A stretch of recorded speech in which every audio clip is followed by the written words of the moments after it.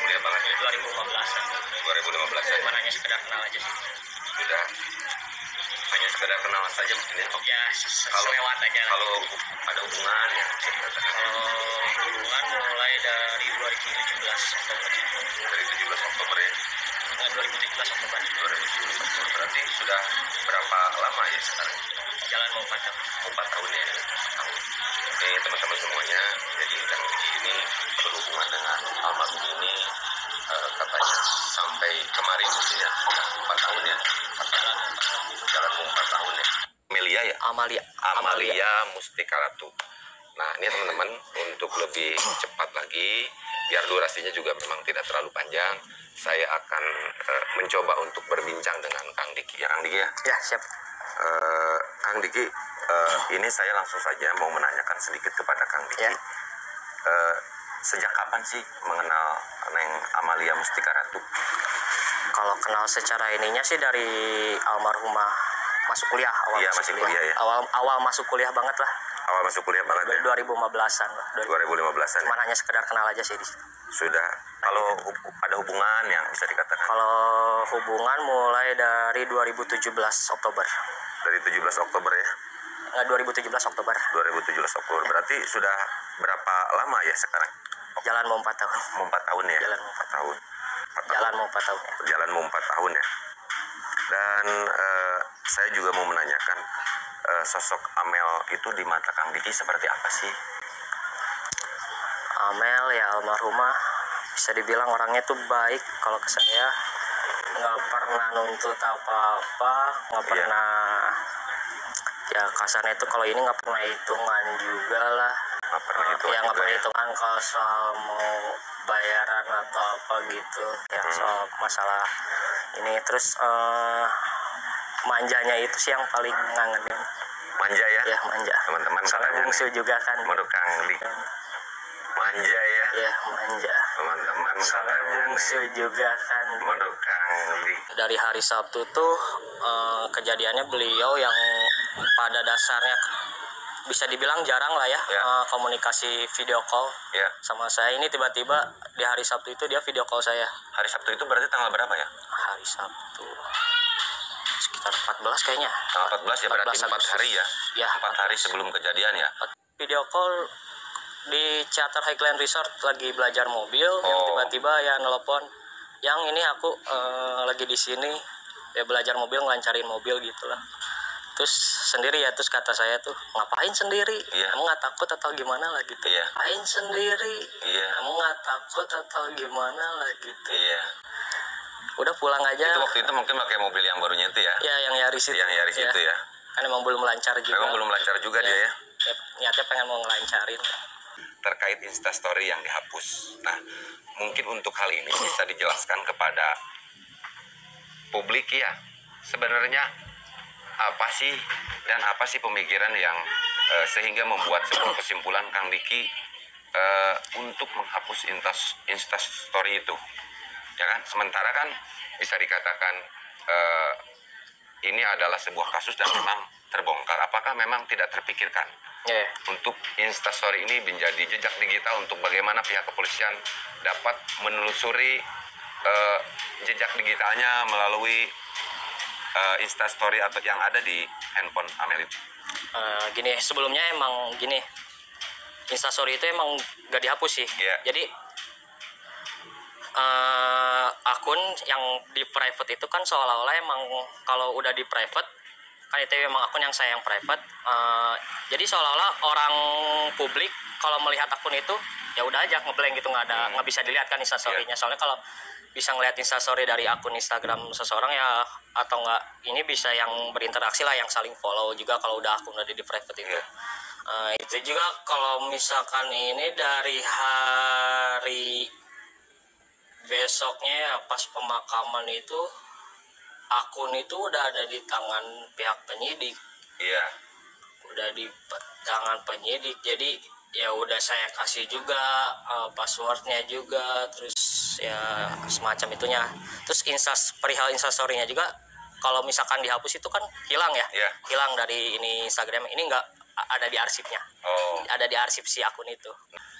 Waktu itu masih di polsek, masih di Oh, polsek. masih di polsek Besoknya ya? kan masih hari pas pemakaman H+1 kejadian yang masih di polsek sih, itu masih di polsek. Oke, nah lalu sekali lagi jelaskan bahwa data itu sudah bisa dikatakan dipegang oleh pihak kepolisian, dalam hal ini penyidik dari Polsek Jalan Cagak ya. Ya. Nah, dari hari H kejadian tuh emang akun tuh kan emang masih nyangkut ya, maksudnya masih login ya di HP.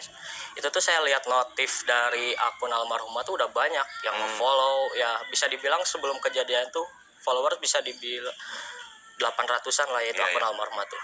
Pas saya cek lagi itu pas kejadiannya, pas udah pulang dari TKP udah 1000 lebih.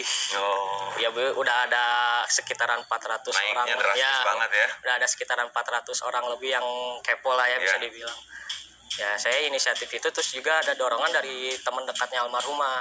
Terus Kang Sena itu Akang kan ya bisa dibilang login juga lah, tau lah ya akun ini almarhumah.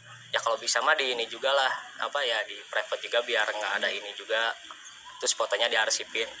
Ya, saya juga sebenarnya sebelum itu udah ada kepikiran ke situ, cuman ya waktu hari H kejadian emang nggak ini megang HP atau gimana ya, baru sempatnya pas perjalanan pulang ke rumah dari TKP. Seperti itu. Ya. Nikah, mungkin bisa dijelaskan juga. Itu bisa dibilang emang masih dalam omongan kita berdua sih ya, sebelumnya belum ada ini dari keluarga atau gimana ya, masih rencana kita berdua ya. Sempatlah ada omongan yang nanti ya ini pengen nikah, tapi belum dulu pengen sekarang, soalnya almarhumah tuh berkata pengen muasin dulu masa muda, terus emang ini kan deket banget lah ya sama mamahnya, almarhumah mama. Jadi ya emang mikirnya jadi sampai ke kalau nanti kita nikah atau gimana gitu ya, nanti mau tinggal di mana aja kan, nggak mau ninggalin dulu mamahnya lah gitu. Jadi ya itu sempat mikir gitu, ya udah nanti aja lah kata saya teh. Ya mungkin kalau di 25 gimana ya, dia bilang ya nantilah aku umur 25-an aja lah. Nah, ya udah, terus kata saya teh ya udah kita sambil nabung aja dari sekarang gitu ya. Sampai ya tapi masih dalam omongan berdua sih. Rencananya cuman nabung juga udah mulai gitu lah. Udah mulai ya. Sampai ada tadi ya diceritain sama si tetehnya juga, sampai Amel udah bikin tabungan sendiri khusus buat nikah. Betul. Nah, sedikit lagi saya pengen bertanya juga untuk apa yang disampaikan oleh Kang Diki ya terkait rencana menikah, dan juga tadi dikatakan untuk biaya itu berapa itu biaya nikah. Saya juga sudah mendengar dari pihak keluarga. Nah, intinya dia mempersiapkan juga untuk hal itu, walaupun memang bisa dikatakan tadi sebagai perempuan. Nah, kalau boleh tanya nih ke Kang Diki ini, untuk sekarang ini Kang Diki apakah memang sudah bekerja juga gitu? Untuk saat ini? Kalau untuk bekerja secara formal sih belum. Cuman ya saya kan dari awal kuliah punya usaha lah, bisa dibilang punya usaha dari saya kuliah ya sampai sekarang masih dilanjutin usaha. Ya, bidang apa itu Kang Diki? Online shop. Thrift shop ya. Thrift shop. Lalu kalau boleh tahu bidang keilmuan yang dimiliki oleh Kang Diki sendiri, apakah memang satu jurusan dengan Amal? Kebetulan sama. Jadi bisa saya tuh kan ambil manajemen bisnis. Saya sama almarhumah itu beda satu angkatan. Jadi duluan siapa tuh? Duluan saya 2014, almarhumah 2015. Lulusnya juga di tahun yang sama. Di tahun cuman yang beda sama. semester. Cuma beda semester. Nah, teman-teman, seperti itulah apa yang dijelaskan oleh Kang Diki ya. Satu lagi mungkin Kang Diki ini penutup lah ya. Nah, lalu dapat kita bayangkan semuanya, dapat dibayangkan juga oleh teman-teman semuanya. Ya. Nah, lalu kan sekarang kita juga tidak tahu ya bahwa memang begitu cepat nih, ya kan, Neng Amalia Mustikara itu meninggalkan kita semuanya. Nah, lalu sekarang harapan dan yang ada di pikiran Kang Diki seperti apa? Kan mungkin sekarang juga nih kita 40 harinya ya.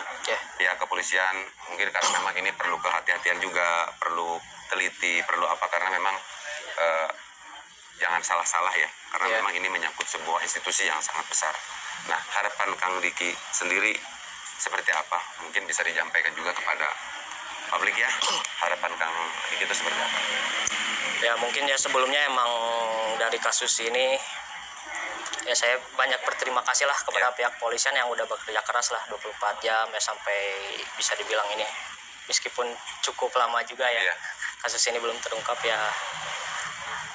intinya sih mudah-mudahan ya secepatnya lah polisi bisa mengungkap kasus ini, masalahnya bisa beres, semua orang juga bisa tenang lah, termasuk ya keluarganya sendiri lah bisa tenang gitu.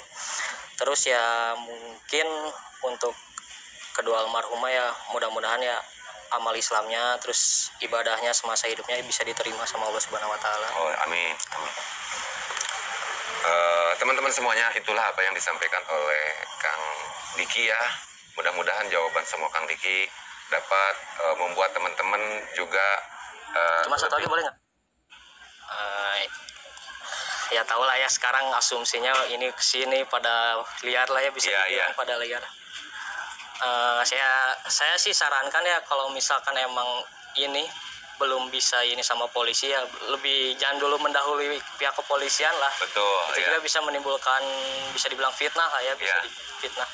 Ya saya saranin, saya memberi saran ya kalau untuk bisa ya jangan dulu asumsi yang sampai menyudutkan satu pihak banget lah. Ini ya saya lihat di komentar-komentar di berita di mana-mana juga tertujunya semua juga pasti udah tahu ya kemana. Iya, betul ya. Ya jangan gitu banget lah. Saya juga ya emang bisa dibilang berusaha percayalah sama pihak polisian ya, mudah-mudahan juga bisa terungkap secepatnya. Terus percaya pihak polisian bisa lah supaya bisa mengungkap kasus ini dengan cepat. Dan